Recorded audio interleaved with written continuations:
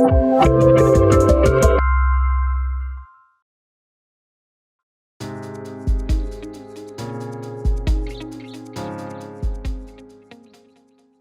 everybody for coming. I'm Rick Busarow. I'm a senior Android developer at Milwaukee Tool. And today we're going to be talking about how to get big payouts with Koin. So what is Koin? If you follow social media for Android in any way, you've probably heard a lot about it in the last few months. It's gotten a lot of attention. First off, it's a library that's written purely in Kotlin. 1.0 was released almost a year ago by a guy named Arnaud Giuliani. And then a couple of months ago, we got 2.0, which had some pretty significant performance increases and some cleanup of the API and a little bit more idiomatic names. And it handles your dependencies for you. That's what we'll call it for now. So since we're talking about dependencies, first we're going to talk about what we're actually going to be building. It is not a coffee maker. We're going to have a relatively simple app with a single screen and a view model, and then that view model is going to have two dependencies, the repository and then a user ID, which we'll talk more about later. And then for those two repository dependencies, we're of course going to have a DAO and a service. We're just going to assume retrofit and room, where the DAO requires that room database, which in turn requires an application context. And that service requires a retrofit instance, which needs a base URL and an OK HTTP client to initialize. Before we talk about inversion of control, we're going to talk about how we would do this with normal control flow, or normal flow of control, or just control flow. It's got a lot of different names. Looking at a repository, in order to create this repository, we again need that service and that DAO. And in order to create those, we have these other three hidden dependencies. Now, if we were to do this in our production code, we'd be causing a few different problems. First, you're creating new instances of these classes, which are supposed to be singletons, every time you actually create a new repository.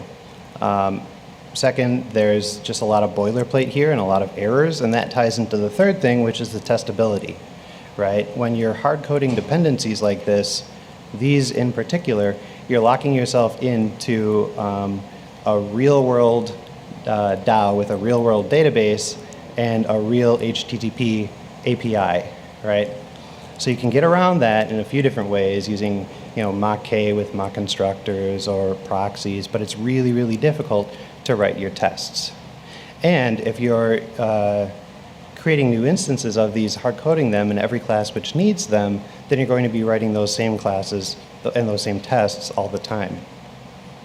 Clearly nobody wants to do that, which is why we have inversion of control. This typically gets broken down into two different categories, which of course would be service locators and dependency injection. All right, so with a service locator, what we mean is that you have some globally available singleton, and anytime you need an instance of something, you reference that singleton and say, hey, give it to me. And this could be a singleton in itself, like with the database, or a new instance of something like with the DAO, right? Now, on the other hand, you would have dependency injection, which in turn gets broken down into two parts, where there's constructor injection, which is pretty obvious, and field injection or member injection, which requires these mutable properties. So now let's talk about that. When you're creating a screen in Android, like a fragment or an activity, you can't use the constructor in order to pass these parameters. You need to use that default no-arg constructor. So what we've had to do instead is these late init vars. This is so that when the screen is recreated, which Android is going to do whenever it wants, we need to be able to reinitialize these things. So how we do that is in our screens, we listen to we wait for some lifecycle event like onCreate or onAttach, and then we make a call out to some other class, like an injector, and tell it, okay, go ahead and do some injection. Forgive the naive implementation of this, which would scale very poorly, but I want to point out that it's not calling out to an injector and having it return some object. It is calling out to the injector and then telling the injector to go and do something of its own, whatever it wants. So if it was returning the object itself, then it would be a service locator. Now, there are three problems with using this approach. The first is that it makes everything public, right? The view model is not actually part of the screen's API surface, or it shouldn't be, right? The view model is an implementation detail of the screen. But in order to make it injectable, we need to expose it to the entire API surface. Now, it's unlikely that anybody is actually going to abuse that, but it's possible, which is just stylistically wrong. Similarly, latent vars mean that these properties are mutable. Properties which, well, in this case, conceptually, the view model is something which is supposed to persist longer than the fragment and not shorter. So the idea that you can just create a new one whenever you want is a little bit weird. And then third, just being a late init, we introduce all kinds of risk to race conditions. Now, this screen doesn't do anything, and I'm never going to do anything with it, but imagine an actual app where 6 months down the road you've added features to this screen, and assume that those features would include observing some state somewhere else and then responding to it. Since the view model is a core implementation, or a core feature of this screen, core implementation, it's very likely that you're going to be referencing this within these observers. And it's entirely possible that in referencing this thing in the observer, you're going to be periodically trying to reference it before it's actually been initialized. So then you're going to get weird crashes with uninitialized exceptions, and it's going to be really hard to track that down. So by far, the more preferred way of doing dependency injection is to use constructors, right? In your view model, which has the dependencies of the DAO and the service, how are we going to initialize these? This describes how we get them in, but how are we initializing them? Well, the repository is a dependency of the view model, right? So you could just construct it in the view model, but in order to do that, you require a service and a DAO. Now, you could create the service and the DAO within the view model, and all of the hidden dependencies therein, but this is exactly the same as with normal flow. So no, don't do this. So why don't you just inject the service and the DAO into the view model, and then you can construct your user repository without actually making any objects, except for the user repository. Oh yeah, don't do that. Just inject the repository itself, right? But where does the repository get created now? Well, it goes in the screen. But now we can't just inject it from the constructor, right? So we have to use latent vars, and we're back to where we started. This is why we do it with other libraries, but only as a matter of last resort. And what I'm trying to point out is that DI just kicks the problem down the road. It's not actually creating parameters, it's just moving the dependency on them to something else. So when we reach the end of the road, we need some other way to actually create our dependencies. And that's why we have service locators. So let's look at how the service locator actually solves this task. First off, this is the Android architecture components implementation, where we would make a call to view model providers and give it a reference to the screen and then tell it what view model we want. And this works, except for two things. First, we don't have parameters, and if I wanted to add the ViewModel factory to this screen, it wouldn't actually fit on this slide. And second, it requires the screen to know like specific details of the implementation of the ViewModel logic. So if instead of doing all of this, wouldn't it be nice, or instead of doing that, I would like to just do this, where we have a single multi-purpose locator object, which can take the type that we're requesting and from that infer how to create it. And then it would be nice if instead of just doing this with ViewModels, we could do this with whatever other objects we want, like this presenter. But the problem with this is that we're now locked into a single dependency graph. And this is probably the biggest complaint of service locators. This is going back to the same hard-coded dependencies, and we would have to test this using an actual API and an actual database. But what we could do instead is, instead of having an object locator, we could have an interface with a companion object or some other implementation like this, some static reference to an instance. And now, for normal production code, we could have this nice dependency graph which does everything that we want, but we could also have a mock implementation for our testing. Fortunately, there's a library which does pretty much just this, Koin. Now, Koin has a lot of overloaded terms. All of Android and probably all of software engineering does, and these are two of them, and we're going to talk about these first. When I say Koin in this context, I don't mean Koin the library, I mean Koin the class. And this is essentially the service locator of the library. So it contains actually multiple graphs, and then functions for inject and get, and then setting bindings. Meanwhile, there's Koin application, which is essentially a wrapper for that Koin instance. It maintains a reference to that instance and then has bulk operation functions like adding modules and adding the logger and closing the instance.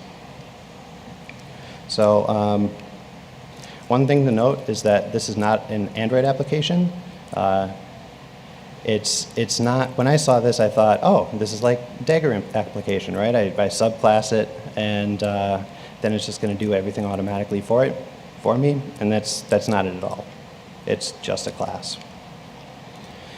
So next, we have something called a global context, and it's pretty much that injector, and it's what you think. It's an object which has a single nullable reference to that Koin application, and thereby the Koin instance.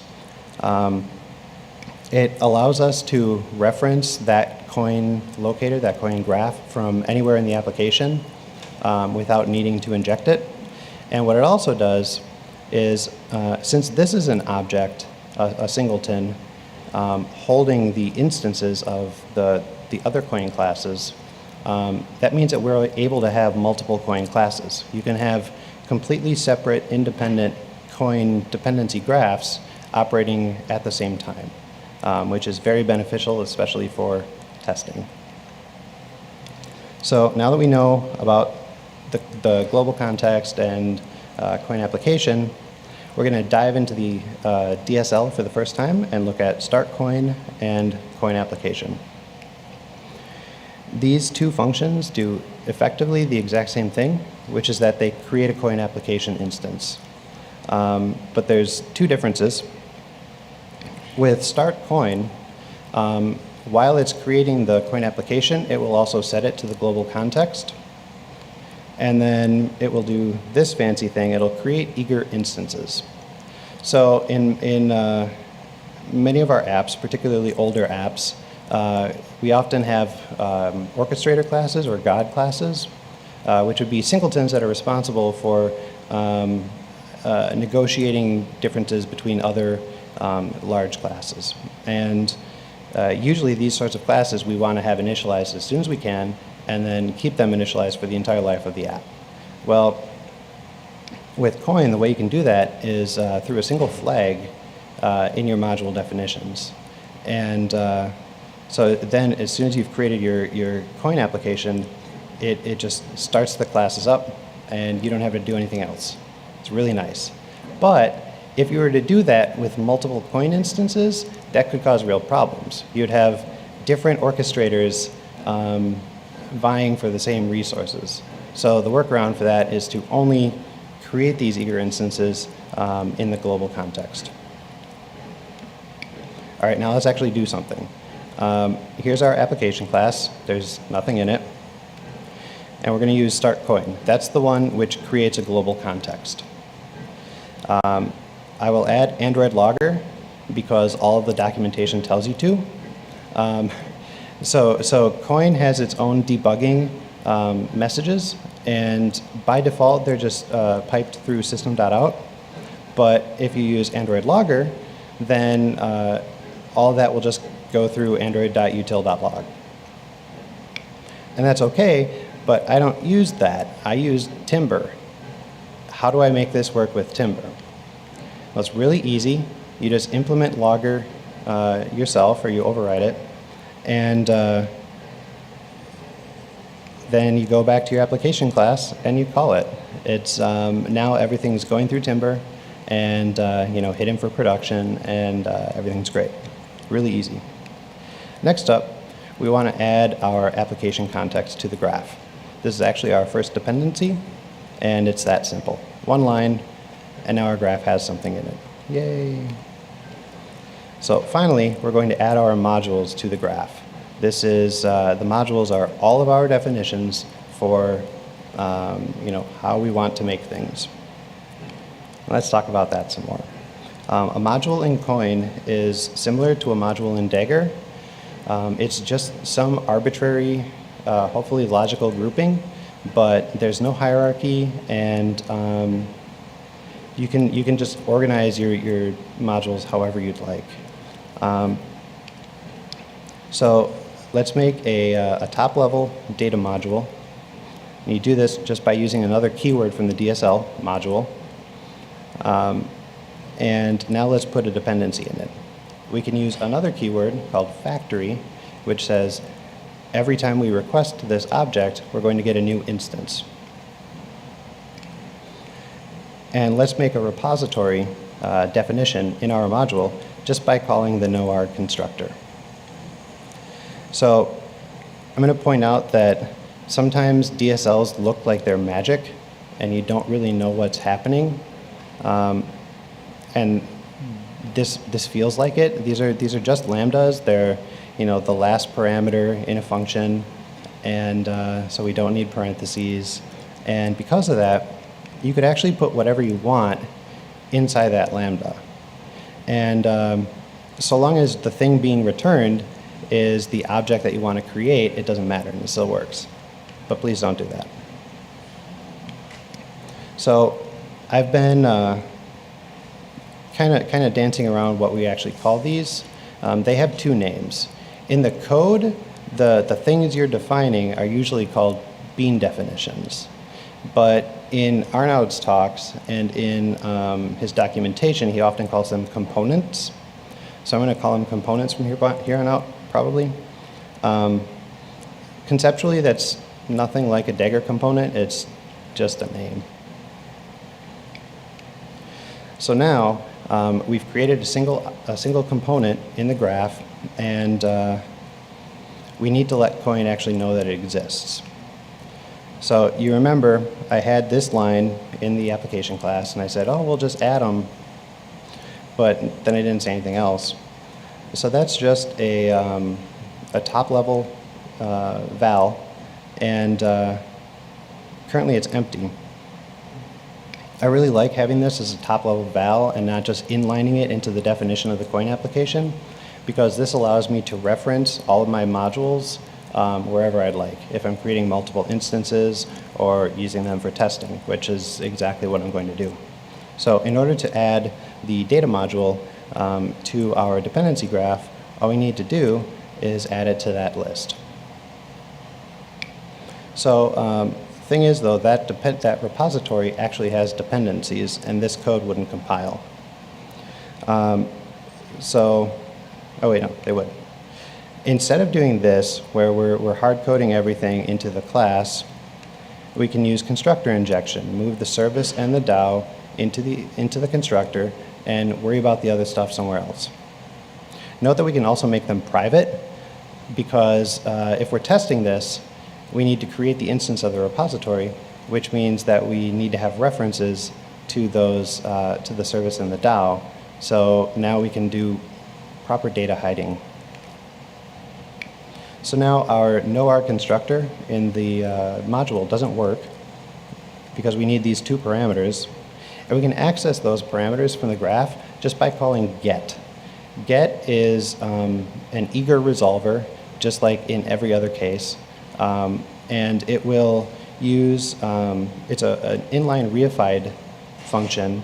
So it takes that type parameter and defines its own logic for pulling it out of the graph. It currently wouldn't work because we don't have a DAO or a user service within the graph, so let's add them. But in order to add them and have it work, we need to resolve their dependencies as well. There it is for the service.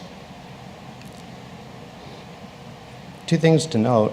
The getters don't just work to resolve parameters within a constructor, because it's not magic. These are just functions to return an object. So instead of just doing that, we can also use them to resolve a type in order to perform some other logic. So in this case, we're creating the factory to pass it into the client, or sorry, creating the OK HTTP client to pass it into the client argument for the retrofit builder. But we're also using that retrofit instance to create a user service without actually passing it. Now we can do the same thing with the database. And there are two more things to note. We're using that Android context that we automatically added to the graph. And we're also creating the user DAO, not by actually calling some like .create or using a constructor, but just referencing the property of the room-generated database. We'll talk about that in a second. So if you look at this module definition now, you can see that it's really fragmented. We've got types all over the place. And in a couple of cases, we're actually just kind of inferring what the type is, right? Like the retrofit builder could be returning something else, and same goes for the database builder. So what I always like to do is explicitly state the type in the definition, and then everything gets nice and aligned and just more legible. It's just my 2 cents. Koin. So there's another problem with this, which is that this is super inefficient. We're doing the same thing that I ridiculed NormalFlow for, in that we're creating a new instance of all of these really expensive classes every time we need the service or the DAO. Instead of doing this, we can use the single keyword, which just creates a singleton. It's pretty straightforward. It used to be called bean. That was probably my favorite change of 2.0. They renamed it. Note that we're not doing this for the DAO because, again, it's not actually creating an instance. It's just referencing the database. So we don't need to worry about making that more efficient.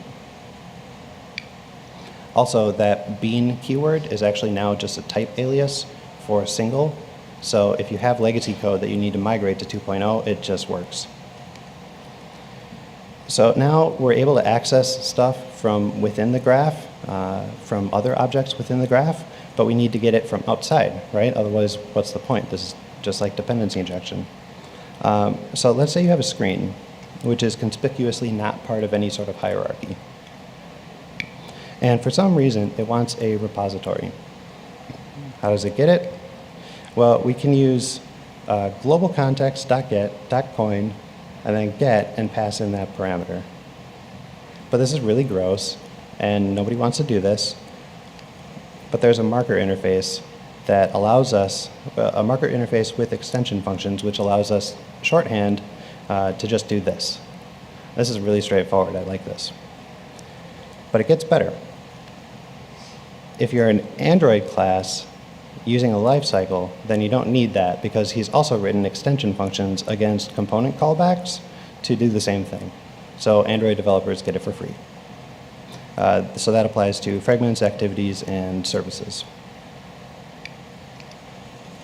So the thing is, though, that the screen shouldn't be dealing with the repository. That's the ViewModels job.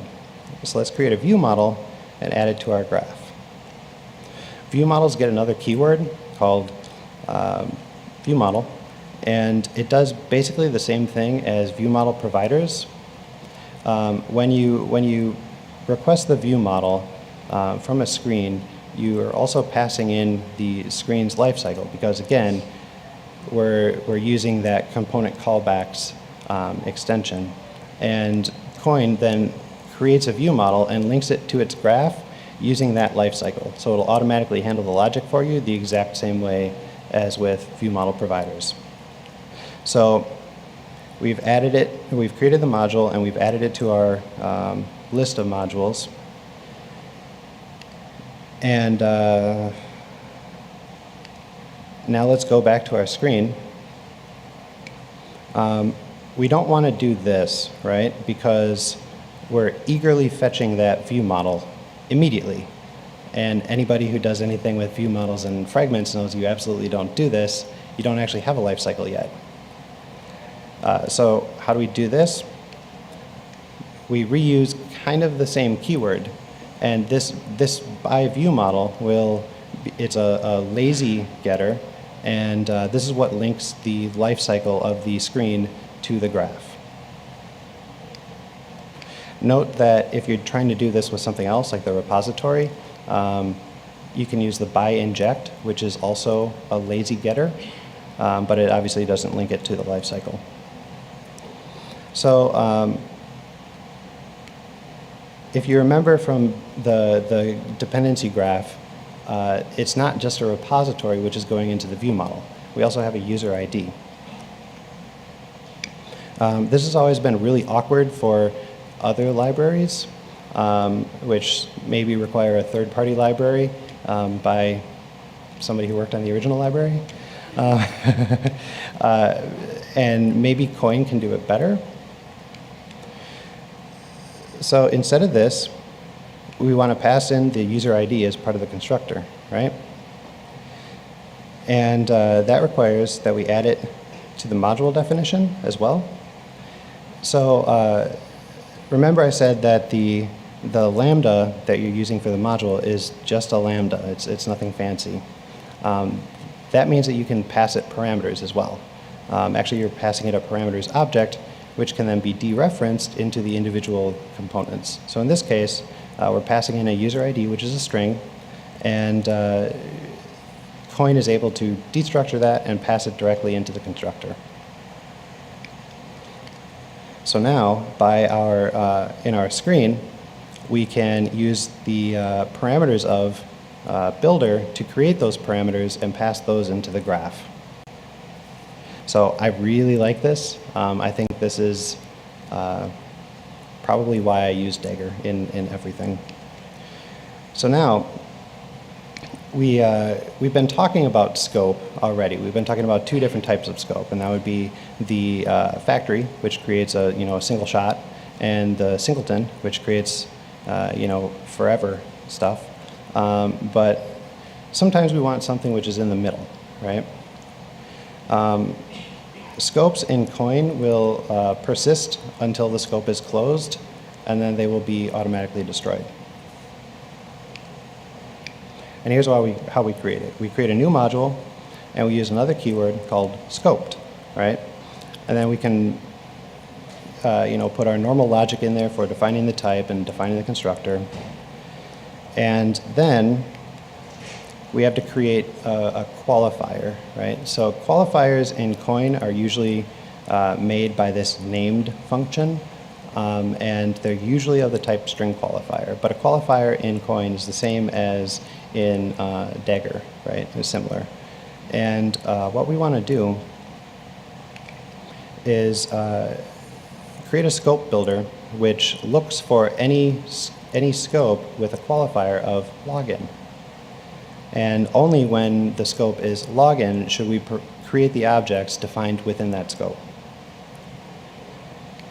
Now, from anywhere we'd like, we can create a scope object, and this is a subset of the graph, in a sense.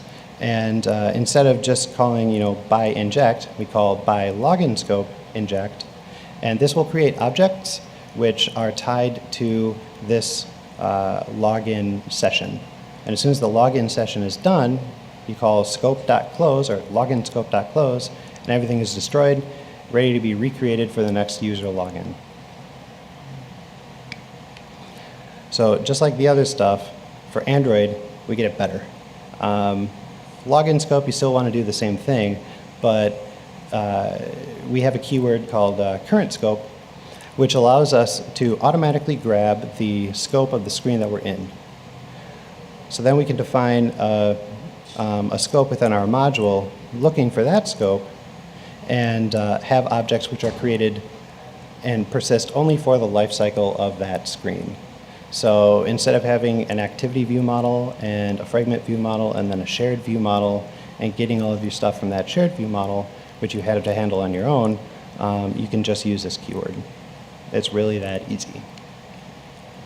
So finally, my favorite topic, testing. One thing that has always plagued dependency injection is the idea of overriding modules.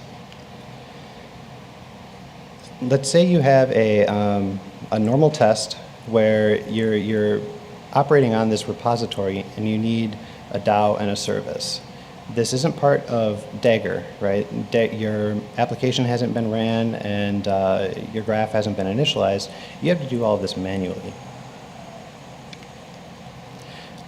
Well, so there's another marker interface called Koin test. You tag your class with that, and then that exposes everything similar to Koin component, as well as a couple other utilities. So now you can fetch all of your references just by repo.get. And then after you're done, it's important to remember to call getCoin.close to close that graph so that you get a new one with nice hermetic tests throughout your entire testing lifecycle. But wait, there's more. Like I said, we can override modules in Koin. You can do this actually at the component level or the module level. So we already have a user service and a user DAO defined in our graph. But just by using override equals true, so long as we add this mocks module afterwards, it will override the other definitions. So if we were to do this, and then add it to the graph within start Koin, now our repository will be using the mocked user service and the mocked user DAO. And this is the one that everybody always wants to know. What happens to the compile time safety if you're using Koin? You don't have any. You just don't. But how many people run all of their unit tests every single time they do any sort of build? Even as a developer on your local machine? Nobody. That's like, it's a tremendous waste of time. What you do is, if you're checking a PR in or verifying all of your changes before making a PR or making a CI build, then you're going to run all of your tests. And that's what we can do with Koin. We have a single function called check modules. This does exactly what it says. It goes through all of your modules which are defined in the graph and checks that it can resolve every single one of them through other things which are provided in the graph. So we don't have to run this every single time we do a build, like, oh, I screwed up the capitalization in that string, now I have to run a new build, I better check my dependency graph too. No, you can just do it the same time you run all of your other unit tests, and you get the similar safety with considerably faster build times. So to sum up, it's really fast. It's a really simple DSL with just a few keywords that anybody can understand, from a junior developer to a senior. It's really interesting. It allows us to adhere to other best practices within software engineering, like immutable types and data hiding. And it's really just a lot of fun, and I think that everybody should try it yourself. If you want to, you can check the extremely good documentation on insertcoin.io, as well as the Koin GitHub. And that's really about it. I'm Rick Busarow. There's my social media. Thank you so much.